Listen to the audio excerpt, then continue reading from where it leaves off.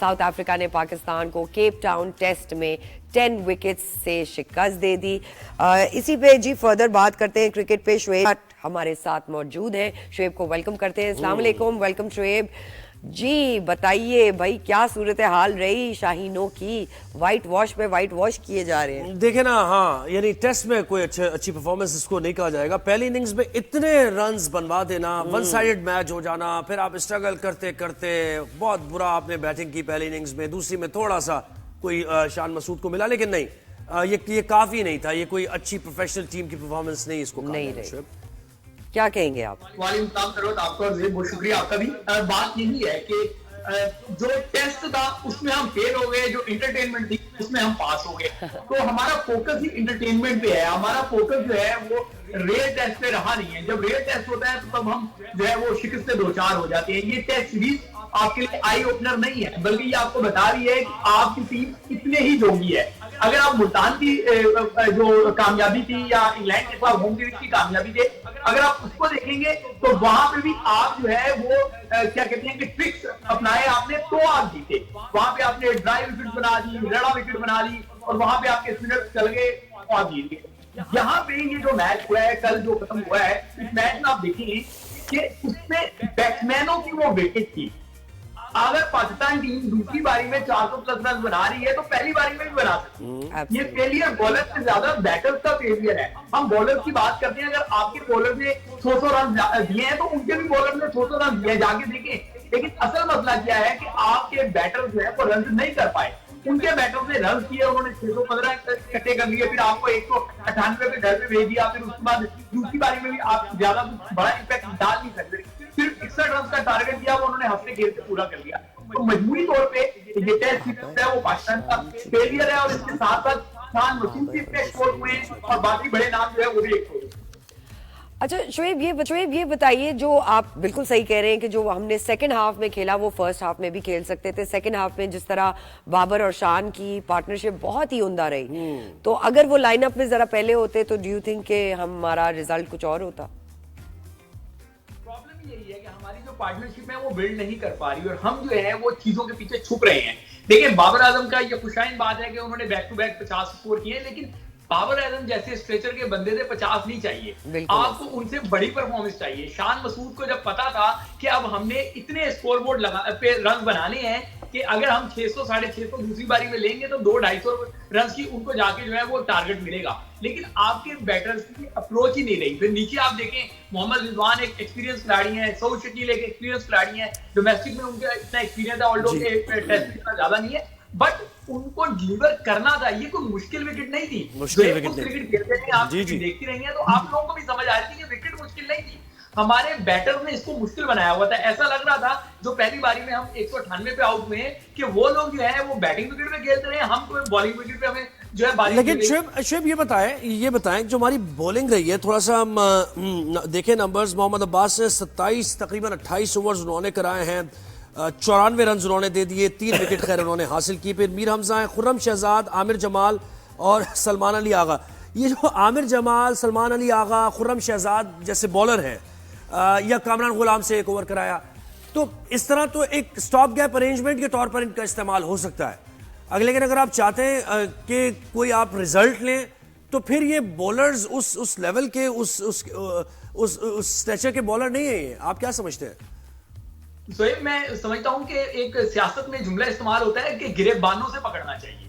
तो यकीन करें, मैं सियासी टर्म में कह रहा हूं, मैं रियल लाइफ में नहीं कह रहा, बट इनको जो सिलेक्टर है, टीम मैनेजमेंट है, इनको गिरेबानों से पकड़ना चाहिए। वहां देखिए केसर महाराज ने गालिबन 5 आउट किए हैं मैच में, आपने स्पिनर खिलाए नहीं, प्रॉपर स्पिनर आप लेकर गए हैं यहाँ से नोमान अली, लेकिन आपने उसको खिलाया नहीं। शाहीन शाह अफरीदी को आपने इस बात पे जो है वो टेस्ट स्क्वाड में शामिल नहीं किया कि जी उसने आपके कहने में उसने कोई डोमेस्टिक का मैच नहीं खेला। तो बाबर आजम ने भी डोमेस्टिक का मैच नहीं खेला था। एक के लिए कोई लॉ, एक के लिए कोई रूल, तो इस तरीके से पाकिस्तान टीम का तमाशा बनता है।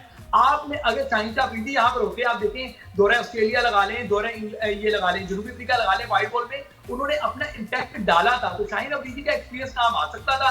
एक स्पिनर प्रॉपर खेलता तो यकीनी तौर पे वो ओपोनेंट को मुश्किल में डाल सकता था।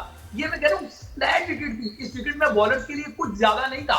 आप देखें कि हमारे बॉलर ने दूसरी बारी में बैटर ने सेंसिबल सोच के साथ खेला तो वो एक 61 रन की कम से कम जो है वो उनको टारगेट देने में कामयाब हो गए, वरना एक लग रहा था कि पाकिस्तान इनिंग्स की रिपीट का 2-4 ना हो जाए। अनफॉर्चुनेटली टीम सिलेक्शन जो है वो सही नहीं थी, टीम सिलेक्शन की शॉर्ट सिलेक्शन जो थी वो सही नहीं थी, इस वजह से पाकिस्तान जो है वो मैं समझता हूँ ये बदतरीन शिकस्त है। अच्छा शुएब, ये भी बताइए 600 रन्स दे देना, आपको लगता है गेम प्लान हमारा कोई नहीं था, टीम की कोई स्ट्रैटेजी जो देखी जाए नजर आए वो स्ट्रैटेजी नहीं नजर आई?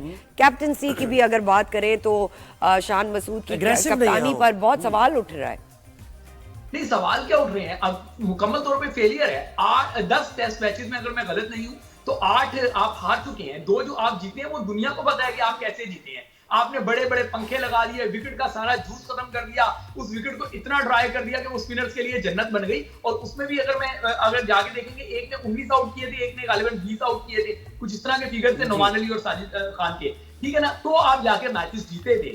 प्रॉब्लम ही यही है कि हम जो है वो मर्ज खत्म नहीं कर रहे, हम इनको मसनूई ऑक्सीजन फराहम कर रहे हैं। वाइट बॉल में आपकी टीम की परफॉर्मेंस बेहतर हो नहीं, और कैप्टनसी की जरा कैप्टनसी की बात करते हैं शुएब। पहला मैच भी हमने 8 विकेट्स ले ली थी, 2 विकेट्स रह गई थी, रबाडा जम गए, उन्होंने क्लोजिंग नहीं किया फील्डर्स को, चौके बचाने की तरफ लग गए, स्लिप्स नहीं ली। इस मैच में भी जब 650 रन बने, कोई एग्रेशन हमने शान मसूद की तरफ से नहीं देखा है। तो ये क्या देख नहीं रही मैनेजमेंट, ये बोर्ड नहीं देख रहा कि क्या ये कैप्टनसी के अहल भी हैं, एज अ बैटर ठीक है आप खिला सकते हैं उनको? जोएब, मैं समझता हूं कि शान मसूद का सबसे बड़ा फेलियर ये है कि वो आज भी बाबर आजम पे रिलाई करते हैं, वो खुद अपने दिमाग से कैप्टनसी नहीं करते। जब तक एक कप्तान अपने दिमाग से कैप्टनसी नहीं करेगा, अपनी एग्जीक्यूशन नहीं करेगा, तो फिर वो उसको जीत नहीं मिल सकती। आप देखें, यही बाबर आजम के एरा में होता था कि 4 आउट करते थे, 5 आउट करने के बाद रिलैक्स हो जाते थे, तो उसके बाद फिर ये बड़ा स्कोर अपने खिलाफ बनवा रहे थे। तो मैं आपके प्रोग्राम में बोल चुका हूं कि इससे पहले जो हम टेस्ट हारे थे, वो टेस्ट जो है जिसमें आखिरी 2 विकेटों ने आगे स्कोर पूरा कर दिया था, मैं समझता हूँ पाकिस्तान का फेलियर था, वो फेलियर था। और ये जो मैच आप कल हारे, ये डिजास्टर है पाकिस्तान का। और मैं आपको बता दूं, पाकिस्तान की वाइट बॉल में भी परफॉर्मेंस अच्छी नहीं होगी। मैंने आपके शो में कहा था कि चैंपियंस ट्रॉफी में फाइनल 4 में पाकिस्तान चला जाए तो बहुत बड़ी बात होगी, लेकिन यहाँ पे मैं एक बात बता दूं, साइम अयूब की जो इंजरी है, इसका मतलब है कि पाकिस्तान वाइट बॉल में बहुत ज्यादा मुश्किलात का शिकार होने जा रहा है। शाहीन अफरीदी सिर्फ एक आपका वेपन है, जो चल जाए तो चल जाए।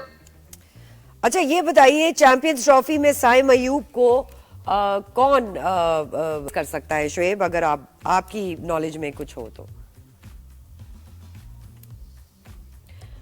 अच्छा, शुएब जट से रब्ता मुनक़ता हुआ है, और अब वाइट बॉल पे भी वो ये कह रहे हैं कि वनडे में भी इसका असर पड़ेगा, क्योंकि जब टीम खराब परफॉर्म करती है तो पूरी तो टीम चेंज नहीं होती ना, 11 के 11 वो नहीं होते, 5-6 लड़के वही खेल रहे होते जो वनडे में भी खेलते हैं, तो डिमोरलाइजिंग है लड़कों के लिए और उनकी परफॉर्मेंस पर। मगर आपने देखा ये कि जैसे हम इंडिया की बात करते हैं, अच्छा शुएब, हम साइम को अगर रिप्लेस करने की बात करें, मुमकिन तौर पे वो फिट नहीं होते हैं, तो साइम को अगर आने वाले मैचेस में कौन ले सकता है उनकी जगह? उनकी रिप्लेसमेंट क्या हो सकती है? फखर जमान हो सकती है। साइम बाहर हो गए हैं, चैंपियंस ट्रॉफी से साइम बाहर हो गए हैं, सिर्फ रस्मी ऐलान बाकी है। जो क्रिकेट बोर्ड ने अपनी प्रेस रिलीज जारी की है, उसमें 6 हफ्ते का टाइम दिया, तो 6 हफ्ते का टाइम 16 फरवरी को जाके पूरा होगा, और 19 फरवरी से जो है वो चैंपियंस ट्रॉफी शुरू होगी। तो ऐसा नहीं हो सकता कि वो अपने टांग के एंकल के फ्रैक्चर के बाद उठेंगे और 3 दिन के बाद जो है वो पाकिस्तान के लिए खेलने लग जाएंगे। वो चैप्टर हो गया क्लोज, अब ये इसकी रस्मी एक ऐलान होना बाकी है, ठीक है। अब दूसरी बात आ जाए तो सरवत का है कि कौन रिप्लेस कर सकता है। आपका अब्दुल्ला शफीक वाइट बॉल पे परफॉर्म कर नहीं रहा, साइम अयूब आपसे बाहर हो गया, तो अब जो लॉटरी लग रही है वो इमामुल हक की लगेगी। अभी उनको ना करें, फखर जमान नहीं आपको इस पिक्चर में नजर आ रहे हैं? मैं वहीं आ रहा हूँ कि पाकिस्तान टीम को जरूरत फखर जमान की है, लेकिन क्रिकेट बोर्ड का जो ब्यूरोक्रेसी है वो फखर जमान के इस हद तक खिलाफ हुई है कि वो उसको किसी तौर पे भी पनपने ही नहीं देना चाह रहे। जब उनको टीम से बाहर किया गया, इनका रखा नहीं गया, तो प्रेस रिलीज में कहा गया था कि वो फिट नहीं है। अगले दिन वो डोमेस्टिक का मैच खेल रहे थे वाइट बॉल का, और उन्होंने कहा था जी अगर फिट नहीं तो खेल कैसे रहा हूं। तो एक सर्द जंग जो है वो जारी है। इसमें नुकसान फखर जमान का हो रहा है या ब्यूरोक्रेसी का हो रहा है या नहीं हो रहा, लेकिन पाकिस्तान का नुकसान जरूर हो रहा है। पाकिस्तान के उस क्रिकेट लवर का एक बार सोच ले शुएब, फिर कोई और नाम सोच ले इमामुल हक की जगह, खुदा के वास्ते। नहीं, इमामुल हक आ गए हैं, इमामुल हक आ गए, ऐलान होना बाकी है, और फखर जमान जो है उनकी जगह बनती है। आप देखते हैं कि तब तक बर्फ पिघलती है या नहीं पिघलती। जी बिल्कुल ठीक है जी। शुएब जट स्पोर्ट्स एनालिस्ट हमारे साथ थे। थैंक यू शुएब, आपने हमें वक्त दिया। वही बात है जब भांजे साहब आ रहे हैं, इंजमामुल हक साहब के भांजे इमामुल हक भाई शुएब शेठी बता रहे हैं। It's a family game. बहुत मौका उनको मिल चुका है, अब दोबारा मौका मिल रहा है, अब देखें क्या करने। लेकिन साइम हो सकता है कि फिट हो जाए, अभी उम्मीद रखनी चाहिए जब तक ऐलान नहीं होता। क्योंकि हमारे मैच विनर है भाई, उसके बारे में तो दुनिया बात कर रही है कि अगर पाकिस्तान की तरफ से आईसीसी चैंपियंस ट्रॉफी पाकिस्तान के कोई चांसेस हैं तो साइम की वजह से तो वी रियली होप कि साइम की इंक्लूजन हो जाए।